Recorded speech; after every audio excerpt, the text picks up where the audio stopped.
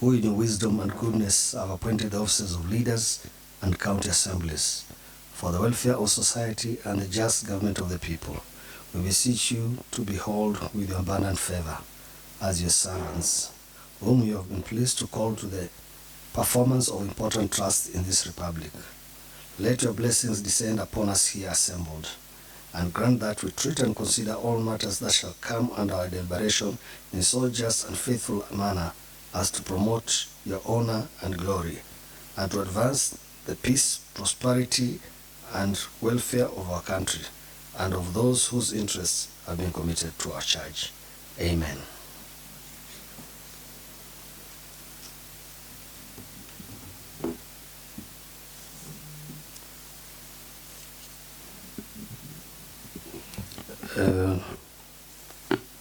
Let me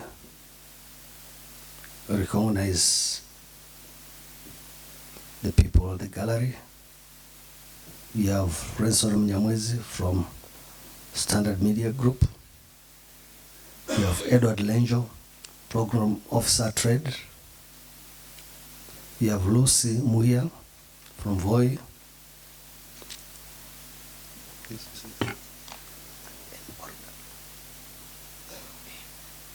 We have Angeline Abiero from Mombasa. Moses Dipo VOI, from VOI. Evans Mkala from VOI. And Brian Machora, Advocate, VOI High Court.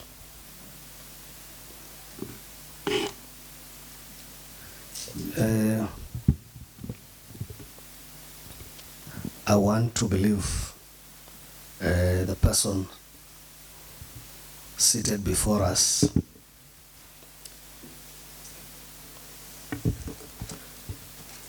is the nominee for the position of Trade, Tourism, Cooperative Development and Industrialization. One, Ms. Gertrude Nginai Nawoti Shube. She's the one. Okay. Yeah, you're most welcome. This assembly is very friendly. We want you to feel free as you answer questions from the committee, appointments committee.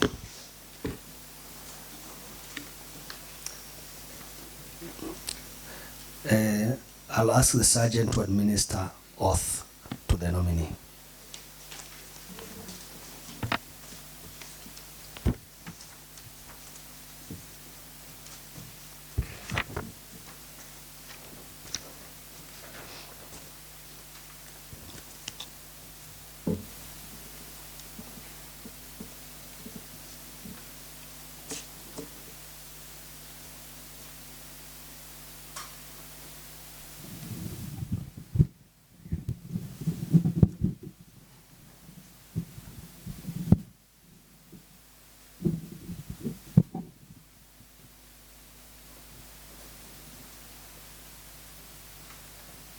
I, Gertrude Nginai Nawoti Shube, do hereby swear to testify on all matters in question and tell this committee the truth, the whole truth, and nothing but the truth, so help me God.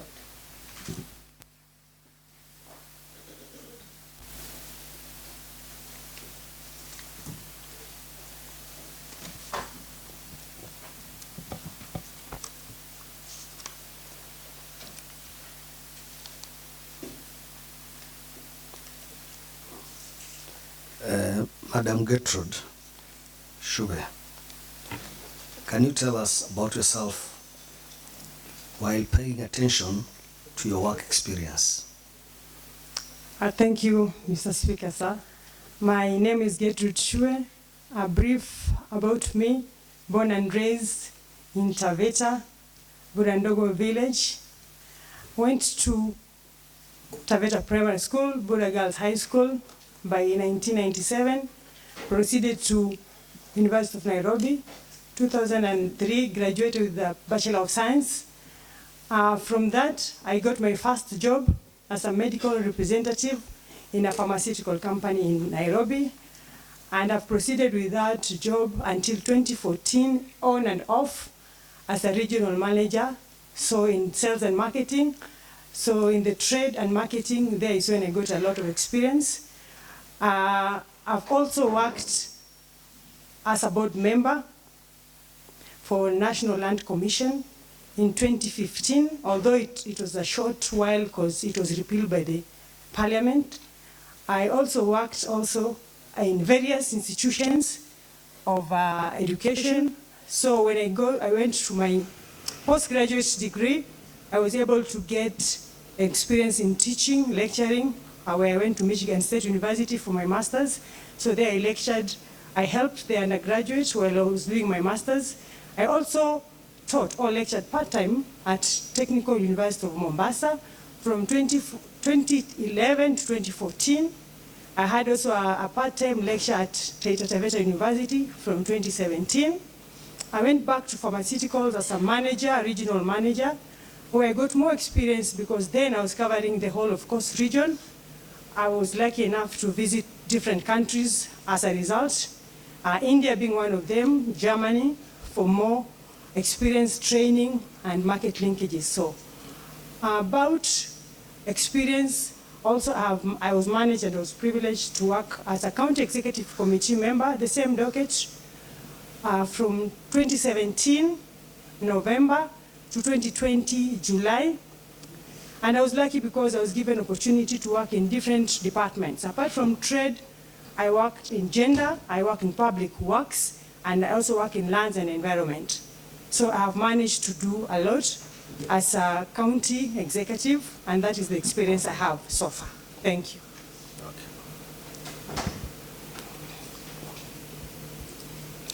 Okay.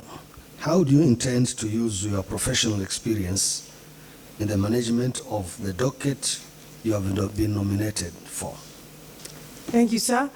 Like I said, I have worked in the pharmaceutical industry as a marketer. Basically, it's trade. I was in charge of a region, and what I was supposed to do is to market and sell pharmaceuticals, products and services. So in terms of marketing and trade, I am really good at that because I worked there for many years. I have managed to get a lot of experience in working with the public when I was teaching and when I was also doing as a committee executive also. So all through my work, I've engaged a lot in terms of working with the public. So this is going to be important because this docket involves the public. So county executive committee member, you have to work with the public, you have to work with different stakeholders. So my teaching experience, my working in pharmaceutical industries, as a marketer in trade, also exposed me to various avenues of engagement with people that might help in terms of trade. So I think this is going to help me in this docket. Thank you. Okay.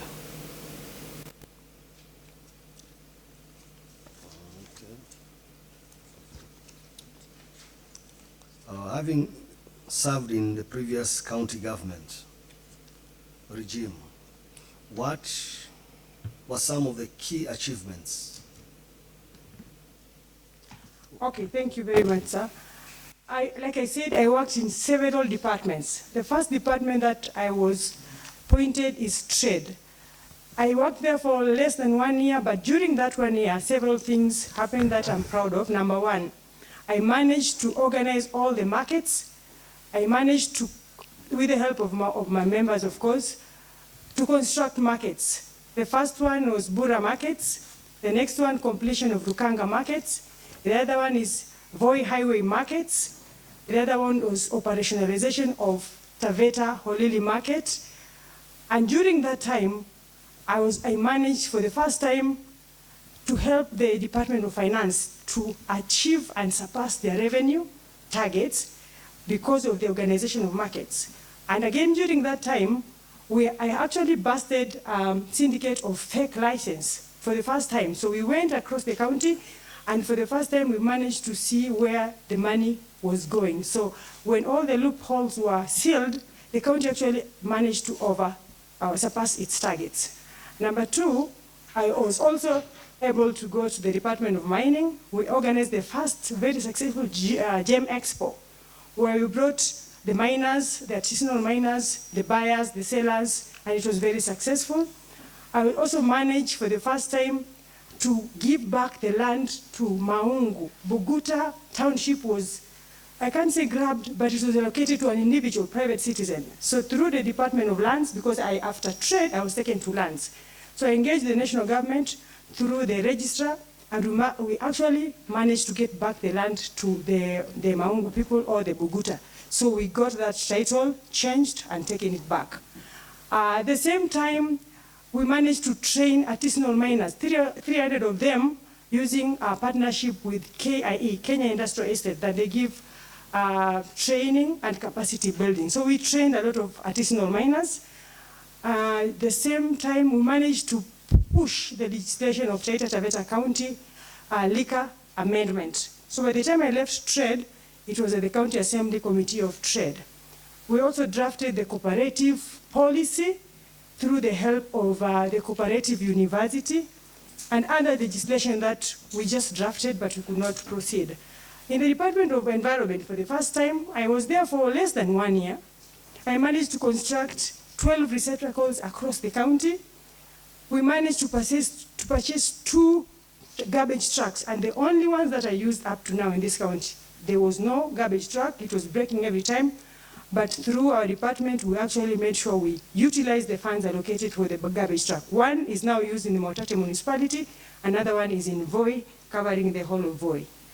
So I can't remember the others, but we did a lot, and that is 2.5 years. I was moving from one department to another, but I'm proud. And oh, the one that I cannot forget, Voi Modern Market. That market was a mess.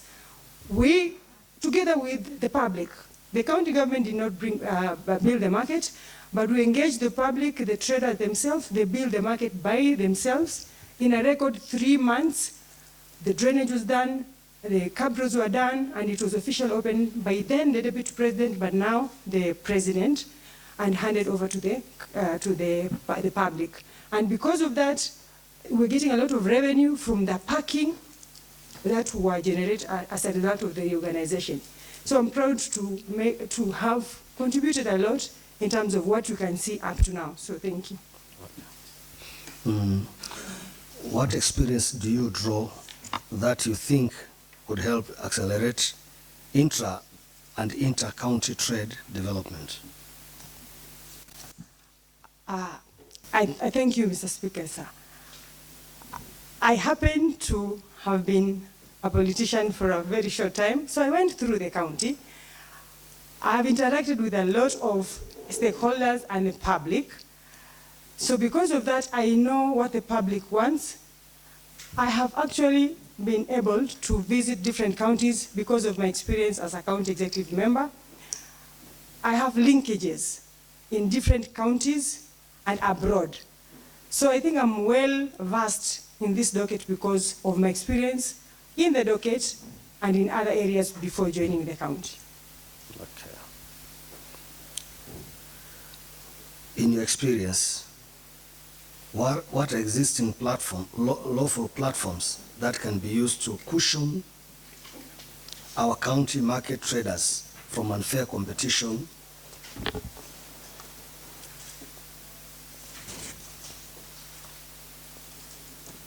from outside the county? Thank you. That is a thorny issue, and I'm glad you brought it up. The first thing is, if we want to protect our traders from external traders, the first thing you can do is to charge levies. Anybody who brings something that is not within, we can actually charge a little bit of higher levy to discourage that, number one. Number two, we can actually have a policy or some sort of a legal framework to make sure that before anybody sets up anything in the county, if it's a factory, if it's a business, they have to engage the relative or relevant department before they go there and get the license. Now we have a problem, and I'm sure everybody is aware of the problem. Some departments in the county government are working in silos. when an investor comes or a business comes, when they go direct to the Department of Finance, they get a license without consulting the relevant department and see if that license will affect other traders. So if we have a sort of a policy or a law to guarantee that anybody who wants to do business or are coming to as an investor, they have to follow different guidelines to abide to our, so that we protect our clients. So number one, I said, is to charge slightly a bit a higher levy, engage the relevant stakeholders in the same docket. If someone is coming for tourism, let's bring the stakeholders for tourism. What do you want us to do so that the newcomer can come do business and so you cannot be disadvantaged and so forth. So I think we need to sit down and agree on how to welcome investors in this county and business people.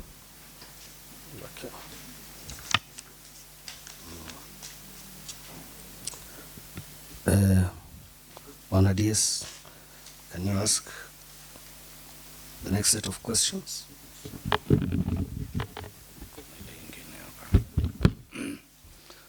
Thank you. Thank you, Mr. Speaker, the chairperson of this session.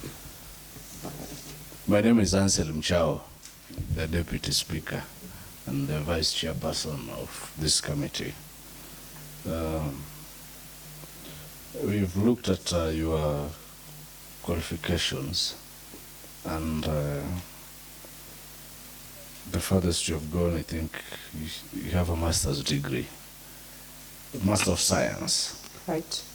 And now, what would be the relevance of your educational training or qualifications with the job you are just about, or the role you are about to undertake, or in the department which you have been nominated? Thank you, Mr. Deputy Speaker, sir. So the role of education as a whole is to replace, and it's like you're replacing a closed system with an open system. So having gone through masters abroad, I can say I've interacted with different levels of people and a government. I've been able to have linkages. I've been able to interact more with different people. So having gone all up, I can say I can interact more with people from below and up the cadre. That's just number one. Number two, I have linkages now. I know who to talk to in this country in different levels of, let's say, a county.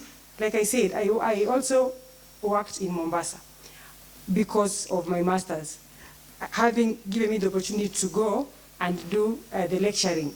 So that idea of working there, I can be able to also interact more with people. So what I can say is, it is going to help me to deal with different people, because this appointment is a big appointment. It's a big docket. I need to know how to handle investors, to handle top government officials, parastatals, and I think I can do that because of the exposure I have, interacting with different people along that academic line. Thank you, Chairman, for that response.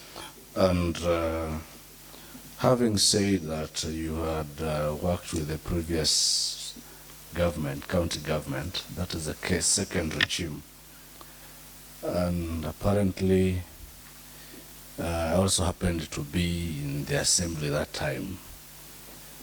I would like to pick two areas of critical importance that we need to be convinced about your appointment. And the first one is about conflict management. At some point, this county was, the assembly and the executive was at loggerheads. What was your reaction? And we know very well what happened, and how you handled the matter, both departmentally as a CCM, and even down to where members are, because we understand there are instances that even we don't want to open that window because some of the members are elected. So there was some wanting position there. about conflict management or conflict and conflict resolution. So that first item. The second item, yes, you moved from one department to another and you have outlined the achievements that you did. Apparently, you dropped the ball along the way. And this position is so important. So how sure are we that this time around, Madam 𝐵𝐞𝐿 will not drop the ball and leave this county in a limbo? So we have no problem with a lot of what you have explained. But those two issues, because conflicts may arise at some point.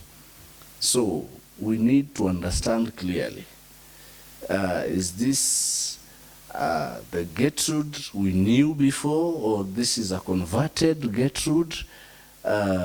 Convince us. Thank you very much for that. The first one, I am here and on record to say that there's some things that I was involved in that I'm not really proud of, and it cost me even the job. First, I was not an elected leader, I was not a politician. As an executive, I was not supposed to engage in politics. But unfortunately, I got dragged in. I can't say it is the fault of my boss or anything, but I got engaged in, and we actually quarreled and attacked the MCAs, which I was really, I apologize to the MCAs that I really ran into head-on with them. I'm not proud of that because I went into public, but others, and it's like we were attacking each other, we were fighting. I was fighting a battle that was not mine because it was about the governor and the MCAs because of the budget. And that I'm not proud of. And I said, now I know better. If I am given this opportunity by this honorable house, I am giving you my word. I am not going to engage in any politics. I'm going to focus on the executive mandate of delivering for my department. That's when you have I know better now. It cost me a lot of pain and even the job. Part of the second question I'm going to answer, it cost me because I went to areas that I was not good at. That area of a politician then, I was not very good at, and I was dragged there, and I went, and I said, I agree. Like you said, I went there. It was a bad area, and it didn't do good to any of us. So that one, I give you my word. You will not find me there engaging in verbal attacks with the members, honorable elected members, as a result of conflict, in case there's any conflict. I know better now. The second one, this position is a big position. Losing a job with no alternative is not an easy thing to do. You cannot just quit a job of this magnitude and you don't know where else you are going. You must have a very big reason for you to leave a job as big as this one. So I had a very big reason, and I'm going to explain 3 reasons, and I can prove. I have written documents to prove why I left. Now, first one, I believe I'm a result-oriented person. I don't sit in the office, I move around. The first 2 years, like I've explained, I did a lot for the departments which I worked for, because there was very good relationship between me and my boss. The communication line was very clear. I was very well communicating with the boss.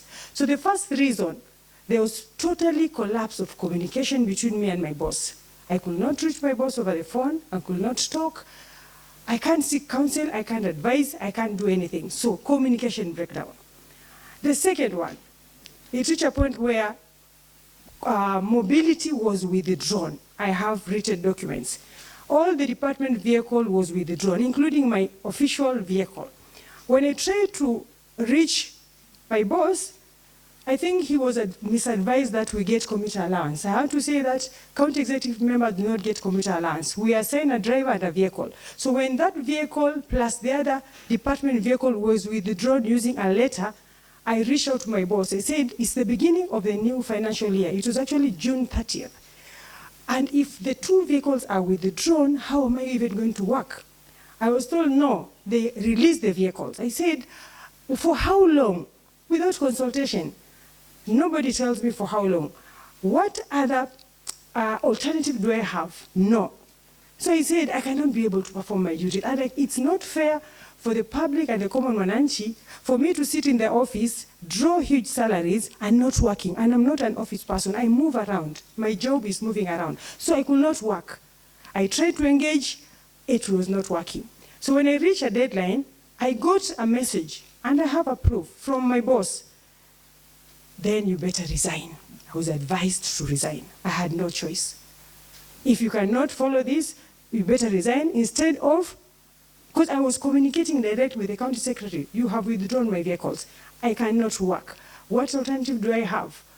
And you see, when you do your emails, everybody is on that email thread. So I was asked, if you cannot do what you are saying, if you're inciting my cabinet, you better resign. So if your boss tells you to resign, you don't have anywhere to go, you can't work, there's no communication, I will not be at peace sitting and withdrawing salary, and I cannot work. So I had no choice. On 2nd July, I had to pin my resignation.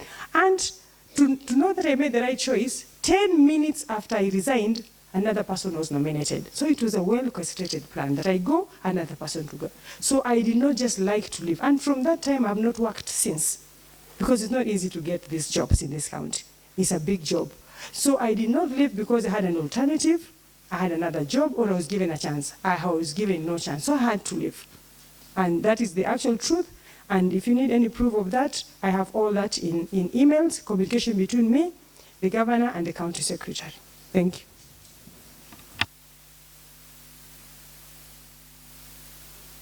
Mheshimiwa Majority Leader, kindly take the next set of questions. Okay, thank you, Mr. Speaker, sir. My name is Anton Waringe, Majority Leader. I have the following questions for the nominee. Question 1.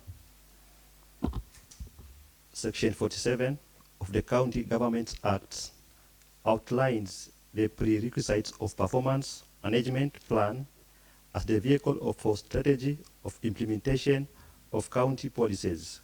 Kindly outline at least 4 and how you will utilize them to deliver in the docket you have been nominated. Thank you for that. So for performance management, first, for anybody to be gauged on the performance, you have to have that measurable, time-bound, and reasonable targets, or I can call them objectives. Should be objective, measurable, and time-bound, number 1. Number 2, those targets should be linked to mandates. You cannot expect me to give me a target which is outside my mandate. So the targets or the objectives for gauging my performance has to be linked to the mandate. And number 3, I have to be able to give an annual report on the performance, as annual report of the performance. And the other one, I have to give information or to relay the performance to the public. We used to have public barazas before. So the public have to be informed on what was promised by this nominee or this county officer and what has been able to achieve, because you can promise 10 things and you can be able to achieve 2 or 3. So that information has to be relayed to the public. So the public has to be engaged in terms of what the county government has been able to do and what it had planned to do. So that's how you can do management plan. First, you have to be time-bound. You can do ABCD in 6 months, in 3 months, or in 1 year. It has to be linked to your mandate. And then you have to give a report to the county assembly. I know we give annual report to the county assembly in terms of your performance, and the public have to know what the county government is doing in each department. So I think that's about it. Thank you. Next question. The tourism potential of this county has for long been unexploited. What are the 3 reasons for that, and how will you remedy this as the CECM?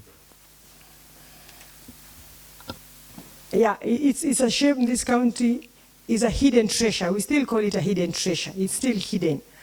And there's so much that we can get from tourism. The first one is financing. The Department of Tourism or the Directorate of Tourism has always been given, if it's a lot of money is 1 million or 2 million, underfunding.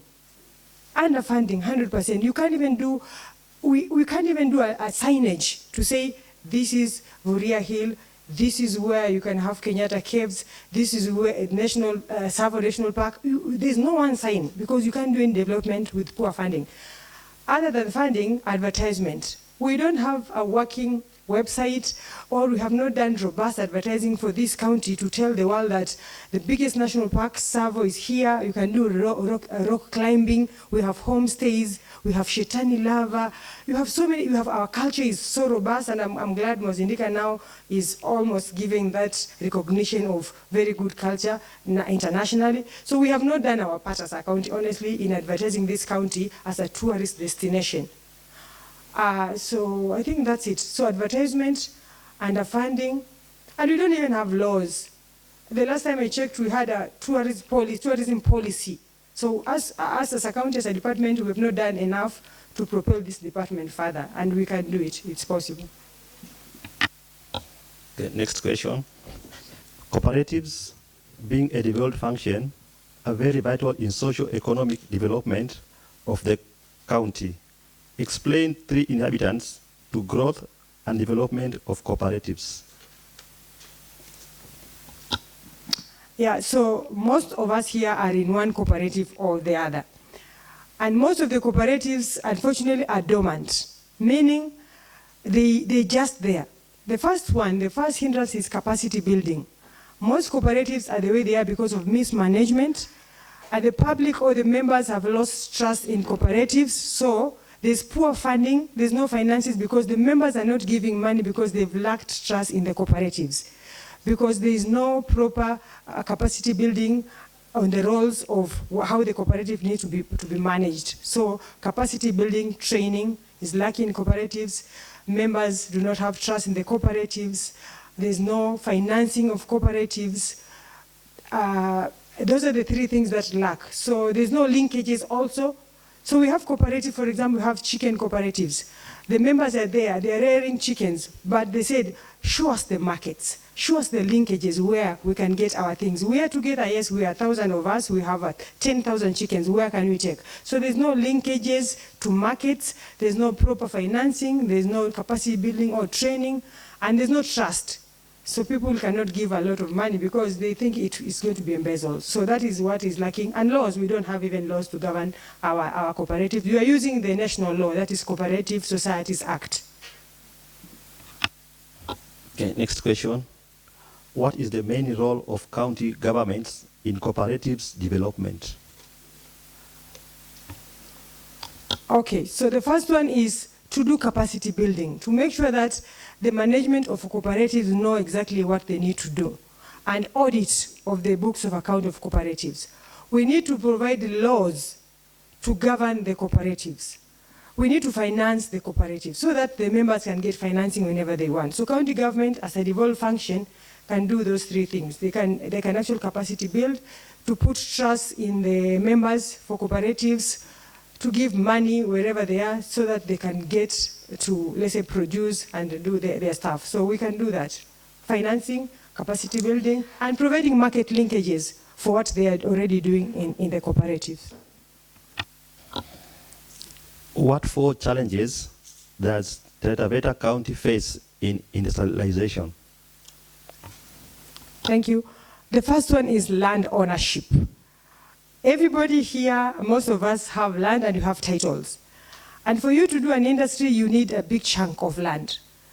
So if an investor now comes and says, I need 1,000 acres of land, we'll still have a problem getting that land because it's owned by somebody, either a ranch, an individual. So land ownership is a big problem. We'll have to acquire land, so there's a lot of money that is needed. So it's not guaranteed that an investor comes and they need 10,000 acres they can get. So land ownership is a problem. The second one, investors. I am glad this government is working hard to lure investors in the county. I don't know if we already have investors, I don't know. So I think we lack investors. We lack investors. And financing, there's not so much money running around to do investment or industries. So I think that's it. Land ownership, we don't have enough laws to govern investments. Because if an investor comes and we don't have requisite laws, like what we are facing right now. We don't have even our own laws to control the person who is coming to do investment. They can actually manipulate, they can have an advantage over the existing traders, over existing small business people and so forth. So laws, financing, investors and land issues are a big hindrance to investment in this county. Okay, thank you, Mr. Speaker, sir. Mheshimiwa Minority Leader, Honorable Wakili Kifuso. Can you take the next set of questions? Thank you, Mr. Speaker, sir. To the nominee, allow me to ask the following question. Number one, kindly elaborate to this committee 4 measures the Trade Department can use to increase collection of local revenue through trade license, and what underlying impediments have so far frustrated that. I hope you have gotten the question. Yes, I have, Your Honor. Can I ask you all of them, then you respond? Yes, that's okay. Okay.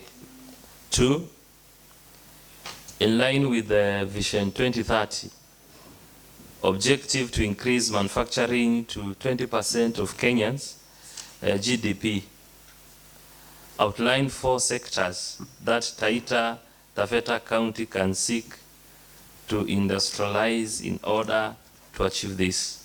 I repeat, in line with Vision 2030, objective to increase manufacturing to 20% of Kenya GDP, outline 4 sectors that Taita Taveta County can seek to industrialize in order to achieve this. The other one, how will you position Taita Taveta County as a preferred tourist destination in the country? How will you position Taita Taveta County as a preferred tourist destination in the country? And lastly, do you believe in regional economic blocks? Do you believe in regional economic blocks? Which one does Taita Taveta belong to? And how can our county benefit from it? Do you believe in regional economic blocks? Which one does Taita Taveta County belongs to? And how can our county benefit from it? Proceed. Thank you. The first one, revenue. Like I said before, in 2018, through the Department of Trade, in collaboration with the Department of Finance and Economic Planning, we went through a robust means and ways of actually realizing the revenue and surpass the revenue. The first thing that we did, we had to do spot check for all the single business permits and the liquor licensing. And that is when we realized there were so many and huge holes in terms of a fake license. So spot checking of the licenses that we offer, because some unscrupulous business people are using that loophole to get fake. Then, I don't know if now it's happening, but then when we bridge that gap, we realize a lot of revenue and we surpass the targets. The second one, we have to make sure that we have to get a register of the traders. I'm aware there's an attempt. We already have 150,000, if I'm not, no, 15,000 business registered from the Department of Revenue. So if you can register and we know all the businesses in this county, we can actually, we can know how much we will get. This next one is to do a robust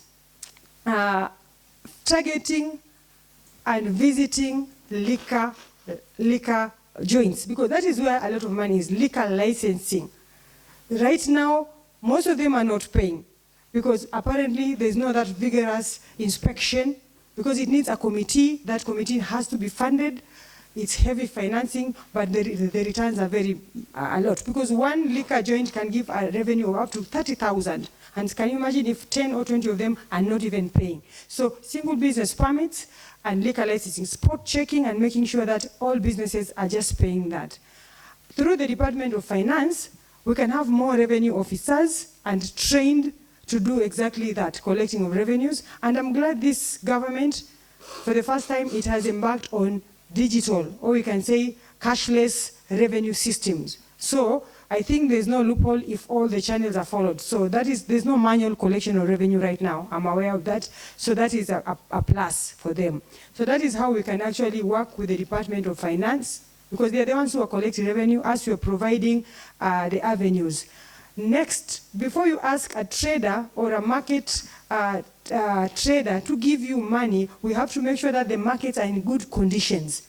If you renovate the markets, if you make the traders happy, it will be so easy for them to pay up. So make sure the markets and the trading environments are in good condition, so the markets, the traders are happy to give. So make sure that there is a good environment for business, so they can pay their licenses willingly and promptly. And you have to make sure that we train all the revenue collectors, and that is the Department of Finance that can do that. And spot checking to make sure all businesses are doing that, paying the SBP and liquor licensing. So I think that is the first part. The predicament before was the manual system of collecting revenue. Like I said, that one has been taken care of. There's a digital way of collecting revenue. So that was a big hindrance. We can also have more markets, because so many people want to do business, but sometimes they don't have a place to do business. So if you can expand the market area and build markets where there are no markets, I'm sure, for example, a place like 𝐶𝐭𝐫𝐻𝐿, that place is good for business. We wanted to build a market, but it has never been built. 𝐶𝐭𝐫𝐻𝐿 market, that is a good place. We have areas like even Taveta, interiors, there are places where you can do markets. That's where people are. A lot of people, and their markets are not developed. We have major markets in towns, but most people are not in towns. So we can expand the market area. So I think that's the first part. The second one, industrialization. I don't know if you don't mind, kindly, I know you said... I said the second question, in line with Vision 2030, objective to increase manufacturing to 20% of Kenya's GDP. Outline 4 sectors that Taita Taveta County can seek to industrialize in order to achieve this. Okay, thank you. The first one is agro-processing. We are growers, like in Taveta and Undani. We have vegetables, we have macadamia, you have bananas, tomatoes. If only we can have even a small industries, like the stalled Taveta banana plant. Just one of them. So if you can actually do agro-processing, we can even have our rice processed in Taveta. Our Taveta farmers from Bogoni Ward have the rice, but it's going to be processed in Tanzania, and then we buy that rice at a higher price. We have a lot of tomatoes in 𝐤𝐿𝐴𝐻𝐿. We don't even have value addition for tomatoes. So if you can have agro-processing of already what we have, macadamia and milk from Undanyi sub-county. So that is agro-processing. The second one, we have mining. We are doing a lot of mining, and we can't even value add our mining products. The first one is iron ore. If only we can do value addition and make the final products from iron ore as opposed to selling the raw materials. The other one, we are known for animals, fattening of animals and exporting live goats and cows. So we can do meat processing, we can do leather. Another one, I've said mining, meat processing, leather. And ecotourism, we are known for tourism, okay? So we can actually have that sector beefed up through industrialization. So I don't know if I've forgotten anything. So I think that's what we can do. So agro-processing, mining, tourism, and yes, I think that's it, I can remember. The other one is positioning Taita Taveta County as a tourist destination. Like I said, we have not done justice for this county in the tourist department because we have not even advertised. As a department, I don't think there's a robust and functioning website that tells the world what you can offer, and we have a lot to offer. So advertising, using social media, platforms to tell the world what Taita Taveta County. I'm glad Citizen TV the other day highlighted the beauty of Undani, and everybody was happy and the whole world saw. So if you can have more of that, liaising with the major medias and to tell people what we have, people will come to Taita Taveta because we have the best. And regional blocks, yes, I believe in regional blocks. We belong to Jumuiya ya Kaunti za Pwani, and the advantage of joining a regional block is we can have exchange of ideas, knowledge sharing. We can take advantage of free markets. You know, like Mombasa, it has a population. If you can have our products going to Kongoya market without any hindrance, we are guaranteed Kilifi, Kwale, Tana River. So it's a flow, open market movement, common markets. You have the numbers between all those counties. And some investments needs a lot of capital. So we cannot have investors just invest in Taita Taveta, but they can invest a lot if, for example, we combine the 5 counties, for example. So yes, I believe in Jumuiya za Kaunti za Pwani and regional blocks, and you can benefit a lot. And I'm sure there are already benefits because there is the blue economy. There's a lot of funds that are coming through Jumuiya za Kaunti za Pwani as opposed to just Taita Taveta County. Thank you. Mheshimiwa Jonas Muganga, you'll ask the next set of questions.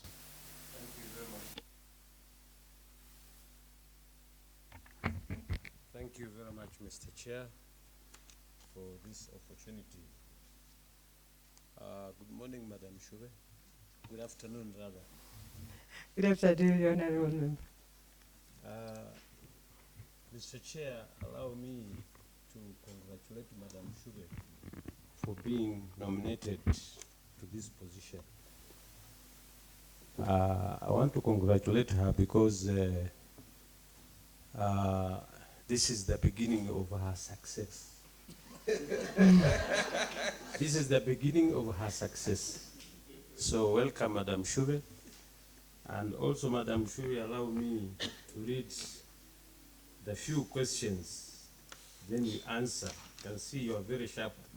You can capture these questions, then you answer them all. The first question, Madam Shube, is what should the people of Taita Taveta County expect from you in terms of change to the department in case you are approved by this House? The second question, Madam Shube, reads, can you enumerate 4 Kenyan laws that touch on trade, industry, tourism, or cooperatives, and what their basic provisions are? The third, what areas of investment in the tourism sector can you identify in the county which remain untapped, and which investor, that is local, national, or internal, would you target as a matter of priority? The last one, Madam Shube, is how will you apply technology or rather innovation in each of the 4 areas, that is trade, tourism, industry, and cooperatives, to spur economic development in Taita Taveta County? Thank you, Mr. Chair.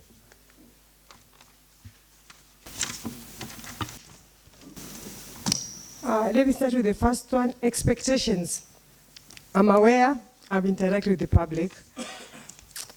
They're expecting a lot, and some of them are jittery because of prior engagement. I'm being honest, prior engagement. So what I'm going to tell the public is this.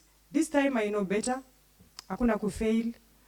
I'm going to engage the public fully. Public participation before anything is done. I'm aware there's several markets that needs to be done.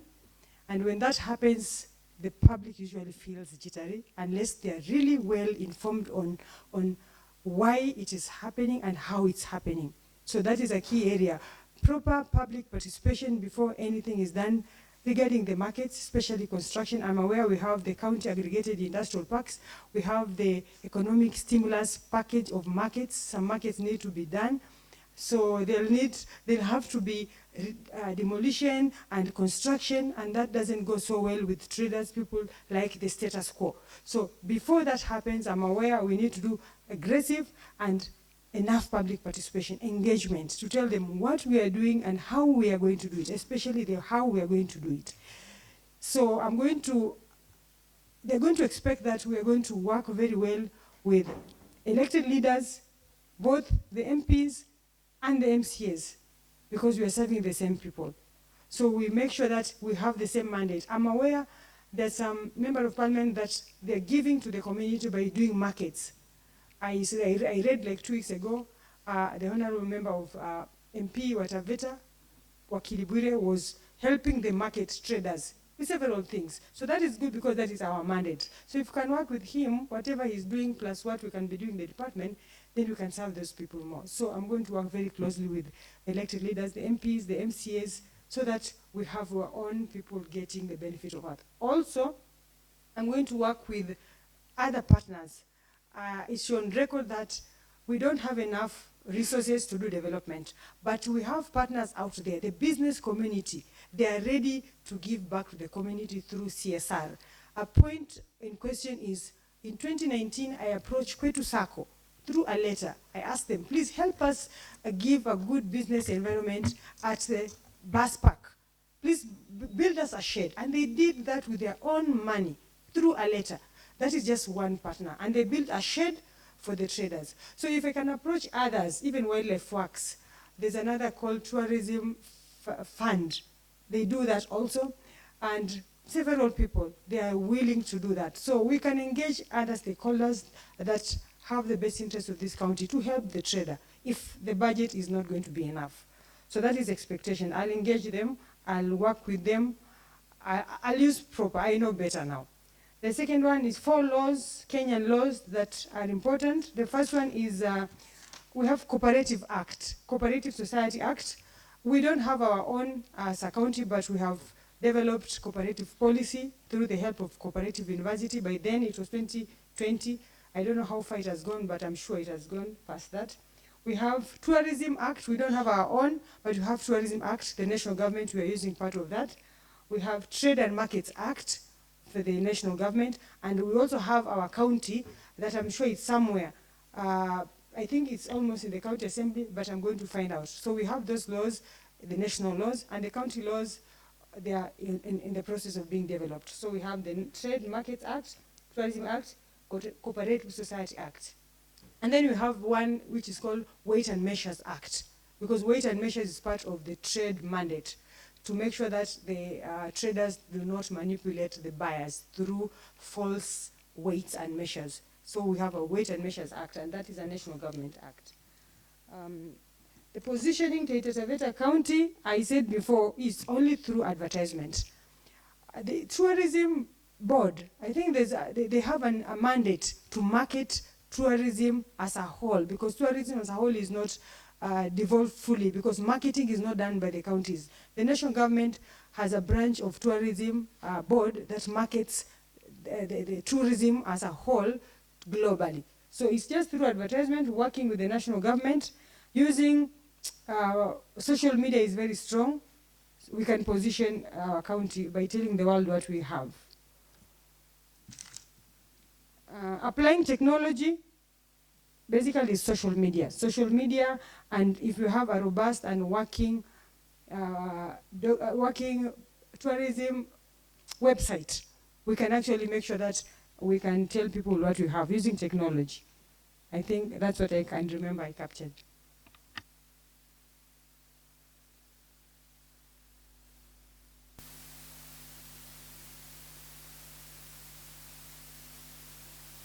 I think that is, I will now open it to other members to ask more questions. Any question from the members who are here.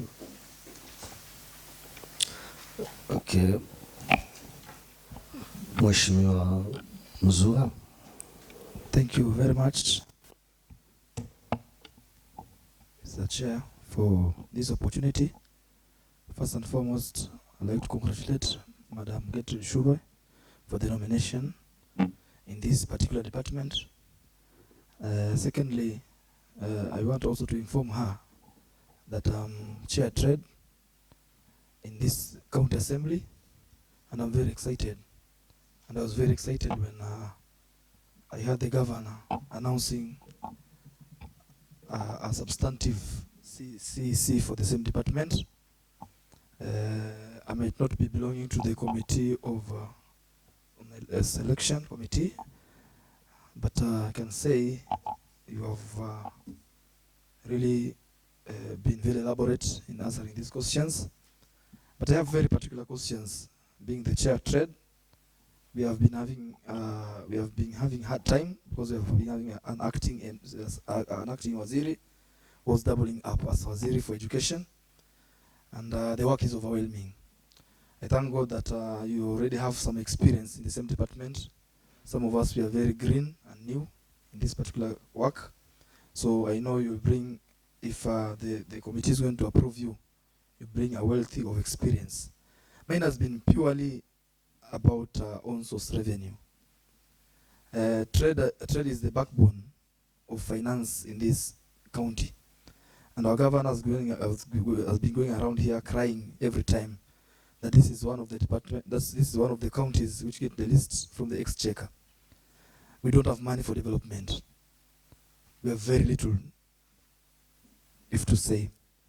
And personally, I have that passion of ensuring that we collect the maximum in our county.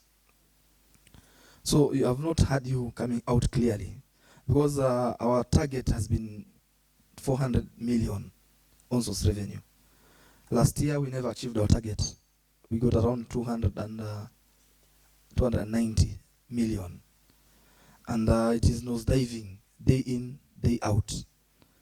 And that one is a very bad trend for a county which is receiving the least. And again, we don't collect money. So what particular measures, very specific measures, do you have as the nominee of this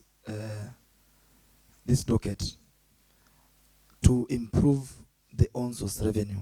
And before even improving it, do you think our target of 400 million is realistic? Or we are under-targeting?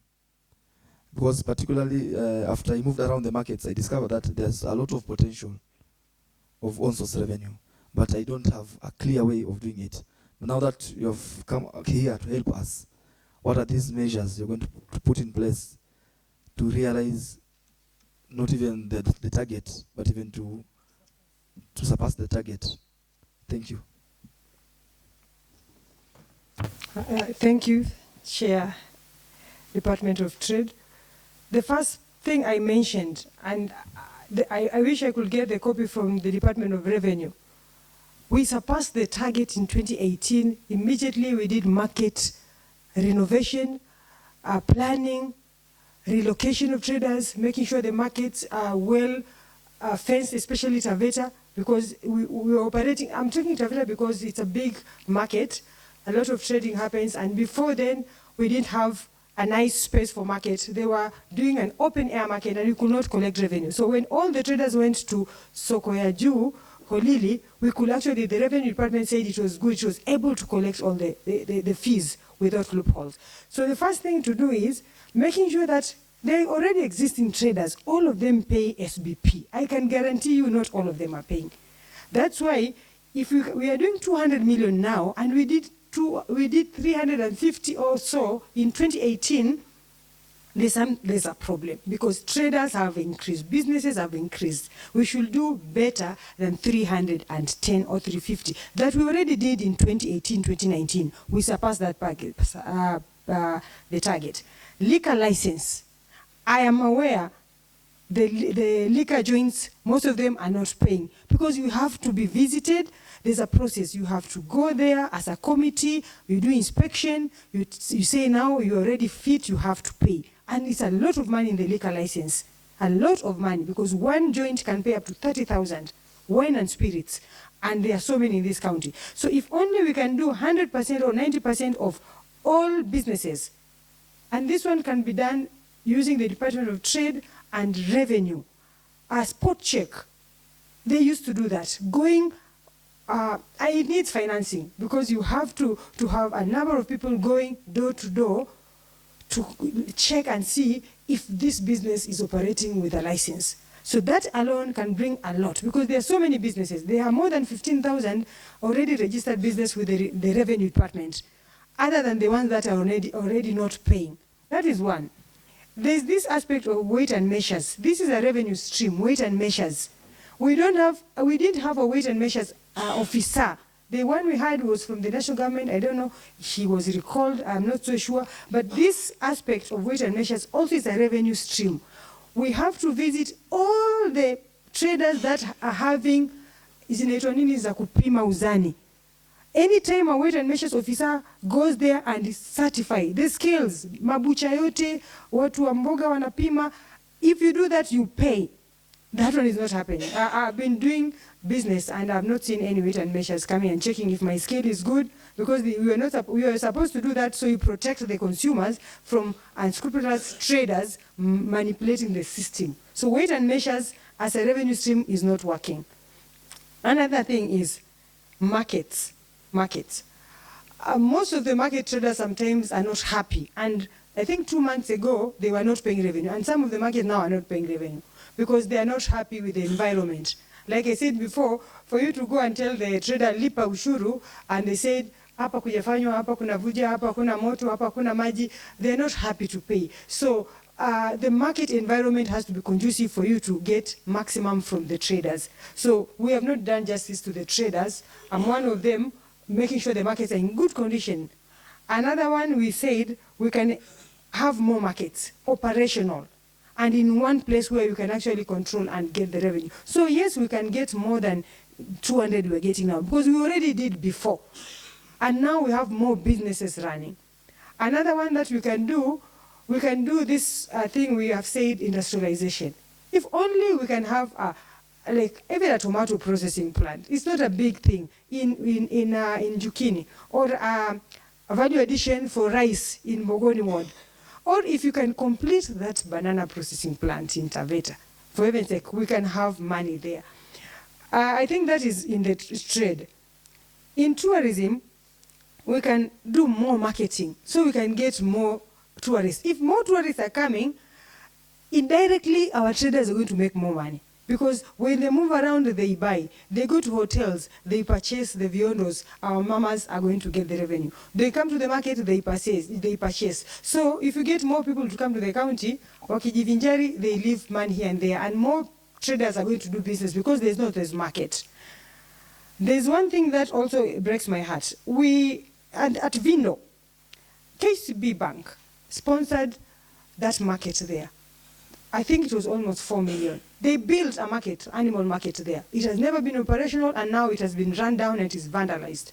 It was supposed to be a market for animals. When we used to do showground, you could see that place. Now it's in tatters. So if only we could do that, and we can open a market, animal market.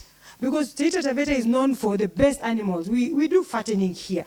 Watu wanaleta wanyama wakiwa hali mbaya, wanakuwa wanono, wanapelekwa. So if we tell them now we have a market for animals here, I'm sure we can get traders from all over the other counties, especially our Jumuiya's county. They come buy the best mbusis and ngombes here. That's an avenue for revenue for this county. And of course processing, but just have that market operational. We can have trade fairs. We have not done that. Even the shows. We used to have shows, but we have not done that for the last 3 years. And that window used to be very good for shows. And that is where traders come and showcase their goods, and they're encouraged to do more. So we can do a lot more, and I'm sure first we reach where we used to be. We used to be at 300 in 2018, 2019. How we went down to 200, it means there's a lack somewhere. So we can only go far from 300, not downward. So our struggle is not to reach 300, it's from what happens between 300 and now to 200. Nini ilifanyika hapo? Kuna mahali pesa haikolektiwi vizuri. And now we have a digital system of collecting revenue. So hakuna loopholes. So it means kuna watu ambao hawajafikiwa kulipa ushuru. Ama maybe we can do a research, maybe most traders have closed down. We don't know. So we need to know exactly why are we not getting what we used to get. Is it that traders wamepungua? Is it that hawafikiwi? There's no inspection and so forth. So I think we can reach where we are and surpass. So 400 million target is not unreasonable. It can be achieved. I believe so. Yeah. Chair, maybe a follow-up question. Pardon? A follow-up question. Okay. Understand. I'm going to ask another very specific question. Now that you have been in this docket before, are you aware that in all our markets in the county, we have people who have built in the land of Taita Taveta so many kiosks? They only pay land rate at 1,000 a year, and they rent these kiosks to traders at an exorbitant price. So you discover that number one, there will be those who are doing the business at that exorbitant price, they are unable to do business. That's number one.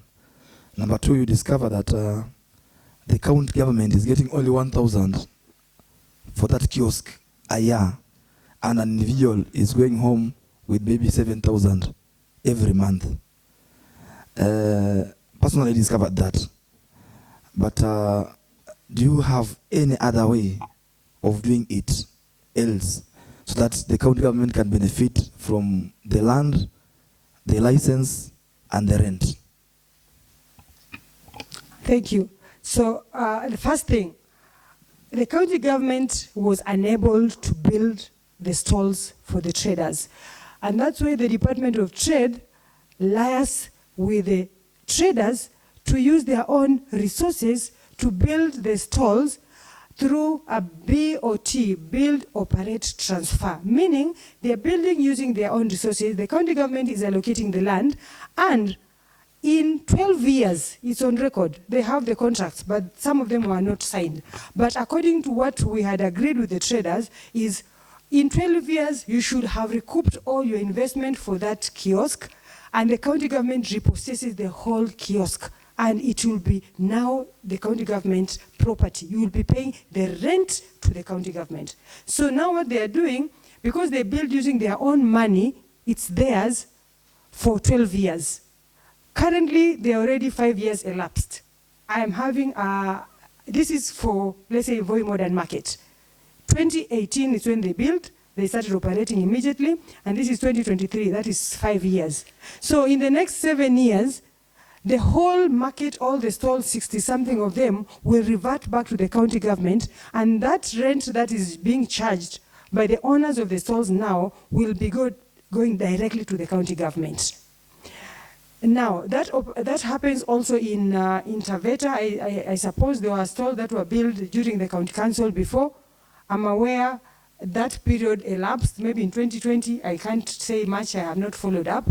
But that is the only problem we had. If only we could build our own stalls to the traders, allocate to the traders, then you can say we are asking for rent from you. But because we did not build, they are using it, and then we'll take it later. A point in question, in Rukanga Market, for example, those stalls were built by the county government. So there is when we can give, we can allocate. If already they are being used, they can pay the rent to the county, depending on what the Finance Act stipulates. Unfortunately, the Finance Act does not stipulate for what the market offers now. So the owner of the stalls right now, they can charge up to 10,000 per month. They're charging up to 10,000 per month for the stalls. But if you go to the County Finance Act, for stalls, I think it's about 3,000 to 5,000, maybe 1,000 to 3,000. That is Finance Act. So even if you get the stalls back to us, we cannot charge 10,000 market rate. We'll charge 3, but it's better than 1,000 per year. That also works for the containers at around Moi Stadium.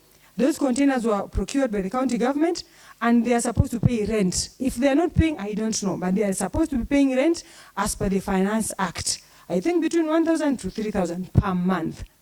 So what we can do is, if we can only allocate more money to construct the stalls ourselves as the department, as the county government, then you can rent to the traders. But because we are not able to, because of funding issues, the traders can build by themselves, they operate, at least we get SBP, and that land rate, we can get SBP. But if you do more, then you can get more. But it's not all lost, because we are here to stay in this county, 20 mahali, so 7 years itafika.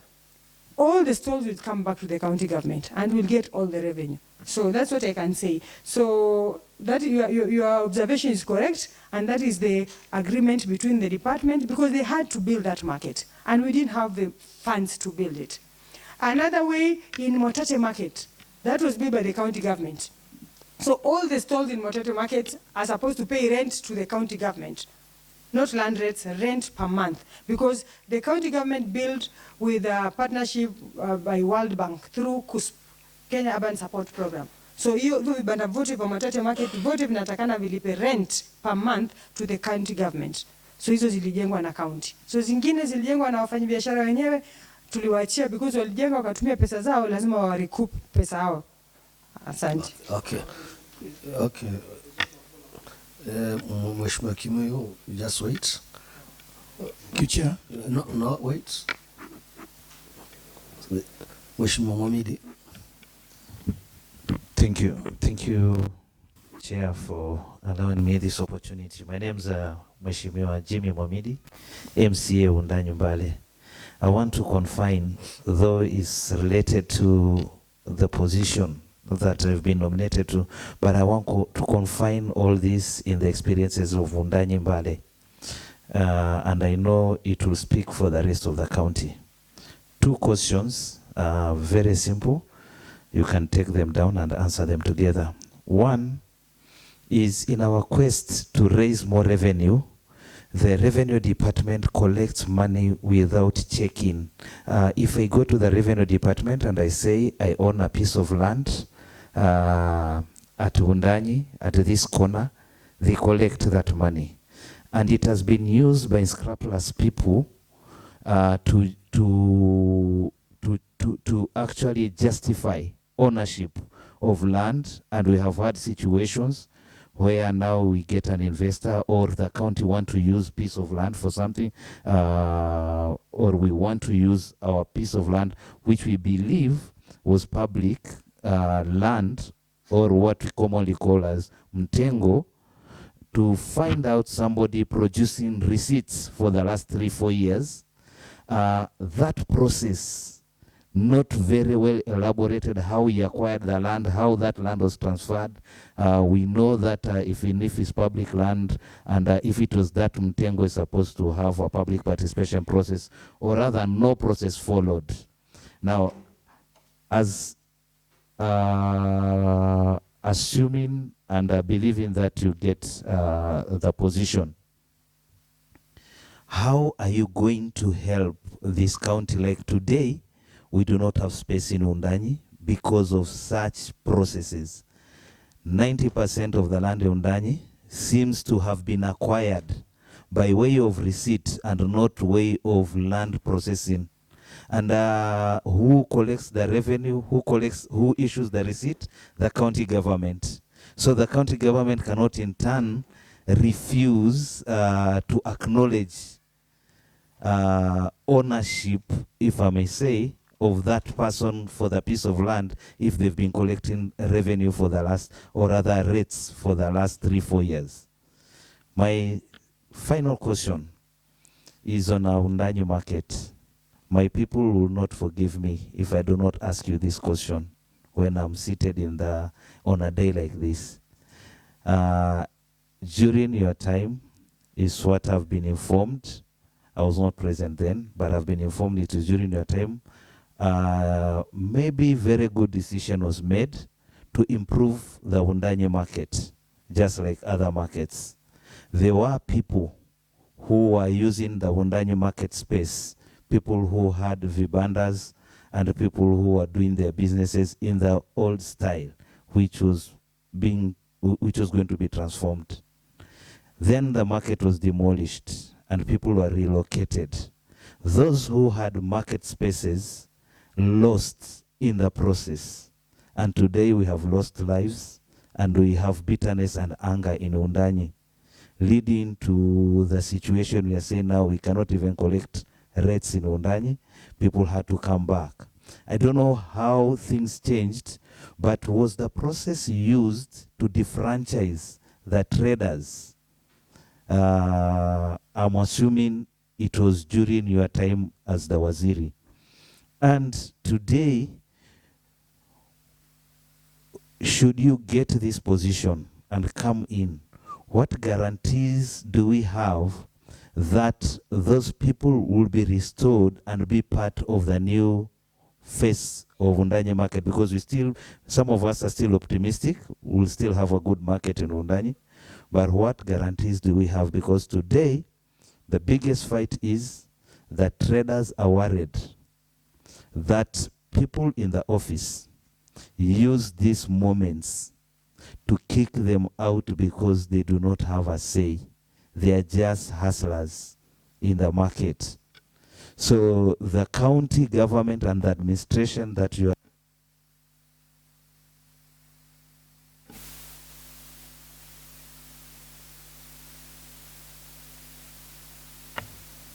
misuse their position, and they are likely to misuse the position today to deny the people the chance. Now the traders are in court, they have a court injunction. It's an unfortunate situation. I'm an MCA, I need to protect those traders, but I don't want to guarantee you over a fight that when you're appointed tomorrow, I'm believing you'll get the appointment, but it all depends on the committee. Assuming you get the appointment, you're likely to have one of your first persons to fight with as the area MCA for Wundanyi because of the Wundanyi market. So what is your take on this? Thank you. Mheshimiwa, long question, but your time is up. We'll be very brief.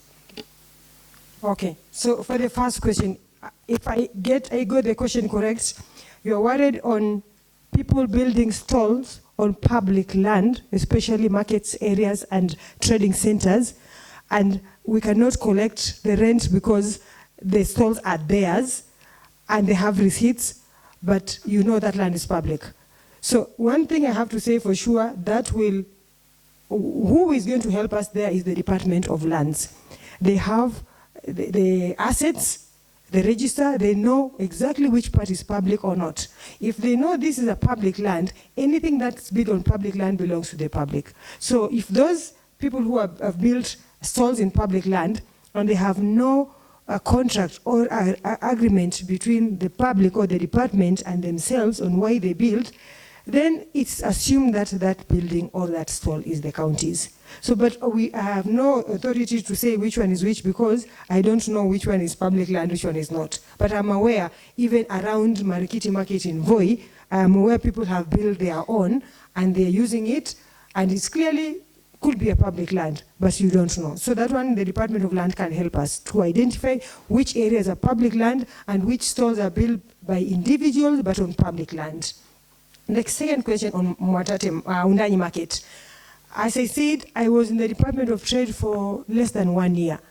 The only thing that we did, and I'm proud of, is we relocated traders from the old market, which we had been given a notice by the Public Health Department that it was going to be closed because it was in a very bad state. So we had to do very fast to relocate them to the market that was built, but it has never been used. So we made sure it was good, we relocated the traders there.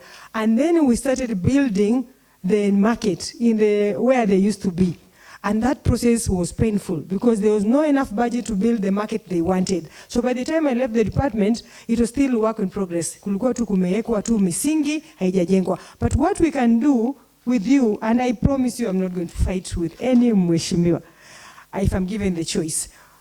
The only way we can make sure that all the traders get fair allocation is using the market committees.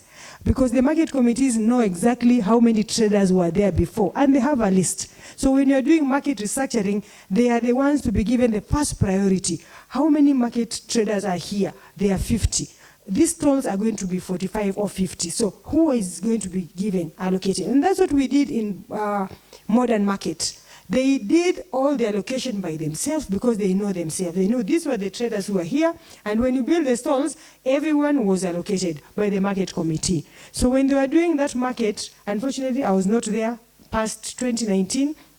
I don't know if they use the market committee or not. It's something that I'll check. But the situation can be changed. It's only about engaging them, and you can rectify the situation, I believe. Thank you. The final question, Mheshimiwa Kimuyu. Ndio mwenyekiti, kwanza pongezi Honorable Shobe.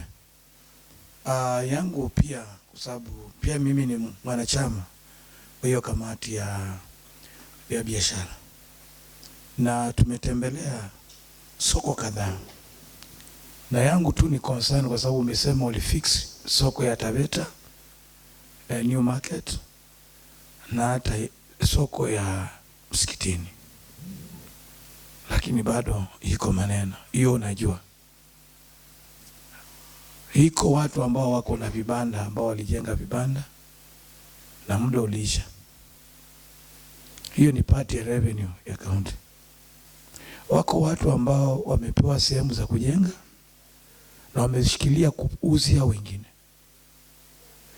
Kwa nini mtu ambaye hana uwezo wa kujenga apewe plot, na hafanyi biashara apewe plot ya jenge, na yeye ana uwezo? So mimi nakupongeza, ni ututhibitishie kwamba ukiingia you will clear that mess. That mess is there. There is still a problem in those two markets, and even in some other markets. We have talked about the market in Voi, zile ambazo umetaja. We went there. We are seeing these problems. So just ensure to us, how are you going to fix that matter?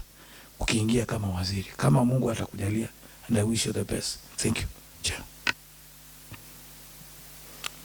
Thank you. Say, ni kweli tulifanya renovation, but markets need regular renovations and maintenance. So if the market was maintained in 2018, 2019, definitely by now, 4 years down the line, a lot of things need to be fixed, including the drainage, the system where sheds zimebomoka, zingine zinavuja. There's so many things that needs. It has to be constant yearly market renovation. So yes, there's a lot of problem. The second one about stalls that are better. We need to engage the public. That is not an easy area, and people never want to let go. But yes, in 2020, I believe, wale walipewa zile stalls za pale Msikitini Market, wengi hawajazitumia because of those dynamics, na saizi zinatakana zirudi kwa county. So through public engagement and with your help, because that is really political, because kutoa watu kwa soko, kuwachukulia vibanda, it's not easy. But if we get support, if I'm lucky enough to get this opportunity to be the CCM member at trade, I'll work closely with the waheshimiwas, because they can talk to the people with the language the people understand better. So Mheshimiwa Kimuyu, tutaongea na wewe, tutaenda kwa watu, tutaongelesha using the lay down procedures, and I hope we are going to fix it. But we need to have funds to relocate, to renovate markets, so that the traders can feel they are working in a good environment. Thank you. Yeah, I think we are through. For accepting to come here, it means you are ready to work for the people of Taita Taveta. And maybe before we let you go, what do you have to tell this? Do you have anything to tell the committee? Thank you, Mr. Speaker, sir. My final words is to these honorable members, that I don't take this opportunity to be here for granted. So many people could have come here. It's an honor for me to have a second chance to work for the people of Taita Taveta County. I'm willing. I want to do it. Now this time, like I said, hakuna kufail, because the stakes are very high. The public demands and wants service from us. and the only people that can discharge the functions are the executive. Yours is to oversight and know that I'm doing what I've said I'll do. So I'm going to work very closely with the Mheshimiwas because we work in a political environment. I'm going to engage with my committee for trade, especially when matters budgeting. Because if we don't have enough budgets to do the market stuff, it's going to be very hard for us to perform that mandate. So in case of any budgeting issue, and I urge members, I know there's a part where you play when you put funds in your wards. I really plead with you when you're doing budgeting, please put some money in markets. I know you're doing bursaries, roads, but just put a small amount of money in each ward for markets, especially if you have a market in your place, so that we can actually renovate that market. If it stalls, you can build that stalls for that market in your area. So the department will have enough funds. If each ward can allocate even 1 million for markets in your ward budgets, it's going to be easy for us, and we can follow up. I am known for follow-ups. There's no project during my time that was allocated funds and never happened. All the projects were allocated funds, they took place, I supervised, result-oriented. I made sure that the contractors were paid on time, the suppliers were paid on time. By the time I left, there were no substantial pending bills. So I'm ready to work, and I urge you, and I pledge that I'm given this opportunity to work for the second time for the county government. And now with the experience I had before, and now I know better. So I'm going to make sure that I perform for everybody, especially for the Mwananchi, because they need the service. Thank you so much for your time.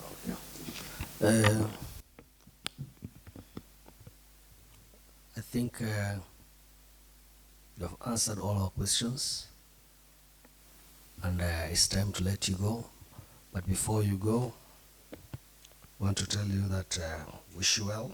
If you succeed, we shall be able to work, we'll work with you. If you don't succeed, at least I believe now we know each other. We can also do other businesses out there. Thank you. All the best.